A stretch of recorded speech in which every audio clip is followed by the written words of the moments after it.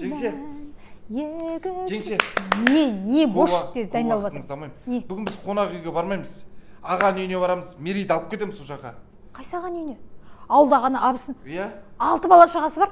Ұят емес па айналайын, өздерінің 6 бала шағасы ұрып-шұбырып жақтырмайды ғой тұрғаннан кейін. Жоқ қой, жеңше, олар біз жақсы көреді. Өткенде біз бардық қой түнде.